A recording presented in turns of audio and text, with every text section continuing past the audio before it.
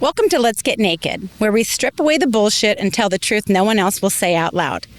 In this mini-series, we're diving into something I call savage self-awareness. Translation: no sugarcoating, no excuses, just raw honesty about how we avoid feeling our own damn feelings.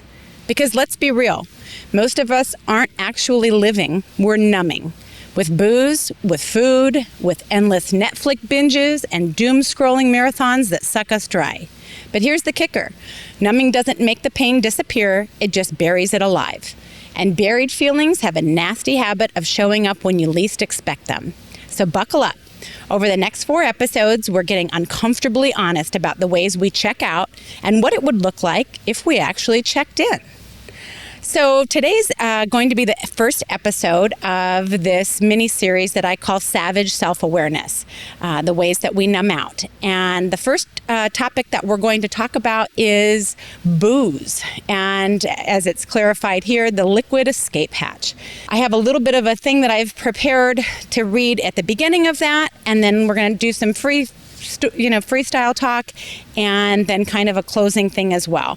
I'm going to play around with this. As some of you know, I'm messing around with kind of the mini episodes for the format and what that's going to look like. So show me a little bit of grace today. So let's talk about that glass of wine you call self-care. You know the one, the drink that's supposed to take the edge off, but somehow leaves you with a bigger edge the next morning. Alcohol has this sneaky way of convincing us we're connecting, relaxing, even celebrating, when really half the time we're just pressing the mute button on our feelings. We tell ourselves, I deserve this. But savage truth, what we really deserve is to not need a damn drink just to survive Tuesday. Today we're peeling back the label on booze and asking the real question. What are you actually trying not to feel when you pour that glass? So I'm going to start by saying that if you're starting to get defensive when I bring this up, get real curious about that.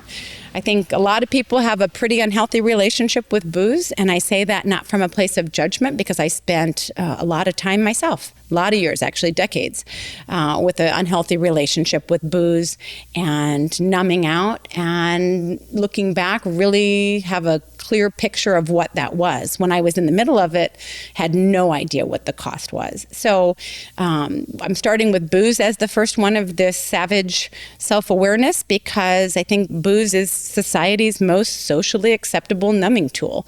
It's actually practically encouraged. If you look around at what they put booze in nowadays, it's everything from regular drinks to our ice cream. It's almost weird if you don't drink. When you're out and people are asking, you go out with a couple of friends and everybody orders a drink and you order something that's not alcoholic, a lot of times that makes other people uncomfortable. Why don't you drink? And I find it fascinating that other people would be so concerned about what it is that I'm drinking. I usually turn that question around to, why do you drink? Let's have that conversation. If you feel comfortable enough to ask me why I don't drink, I would love for you to think about why you do drink.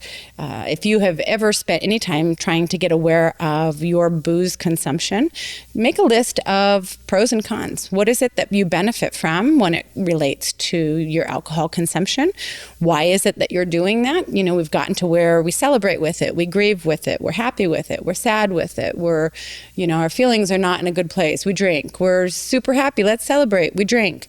When you really realize what alcohol does not only to your body, but to your mind and the effect that it has on your life in general, I think it's pretty wild that everyone does drink. For those of you that have listened previously and know, I have been sober off of alcohol for almost 9 years. It'll be 9 years in October. And my life has exponentially gotten better since, not using that as a coping mechanism or as just a release in life. There's other things that we can do that are much healthier, that are better decisions. So booze for me, I think, gives the illusion of connection in when we get together and we're drinking on a Friday night with friends. And so it gives that whole illusion of connection.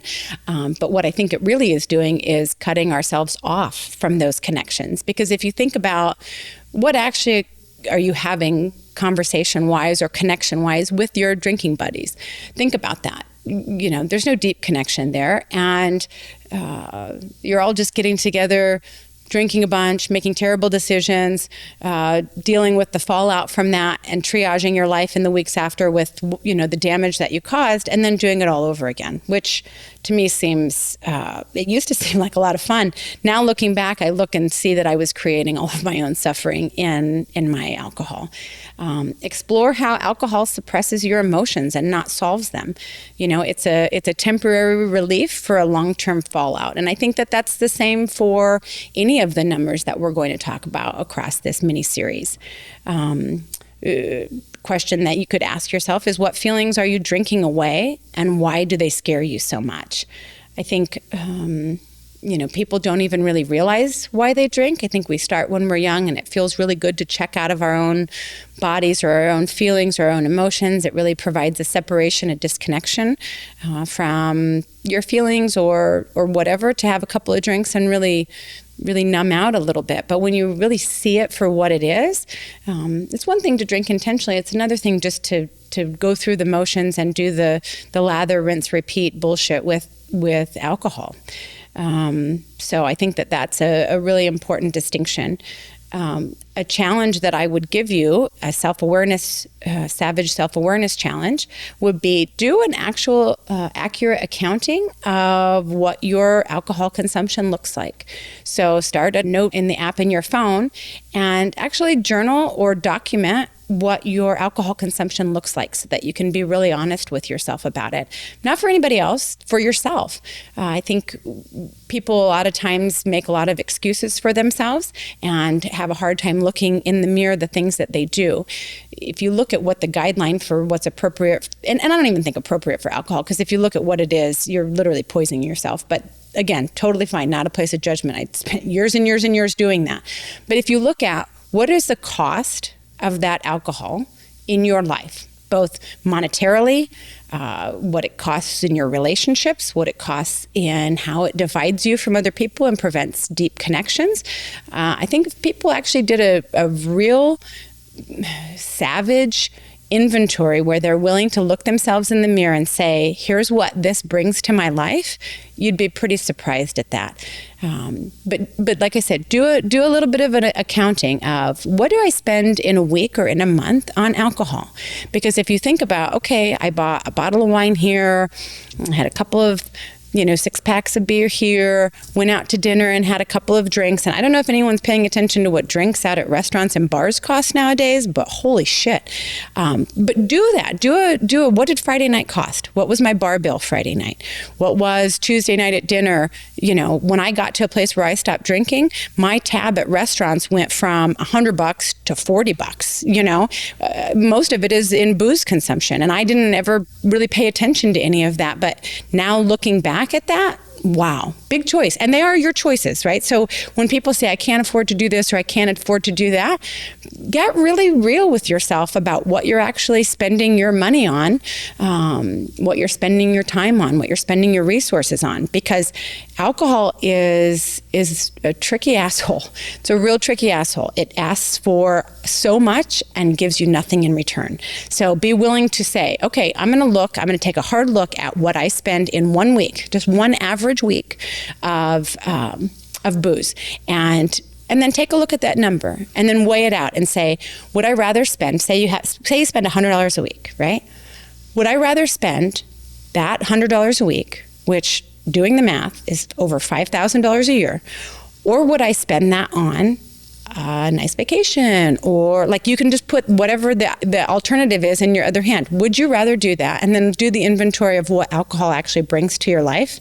I think you'd be interested to do that.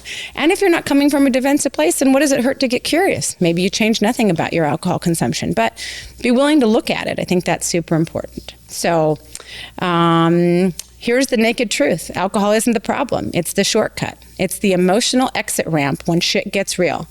But when you exit too often, you never get to your destination. I'm not here to tell you to quit drinking. I'm just saying maybe pause, breathe. Ask yourself why you need it before you pour it.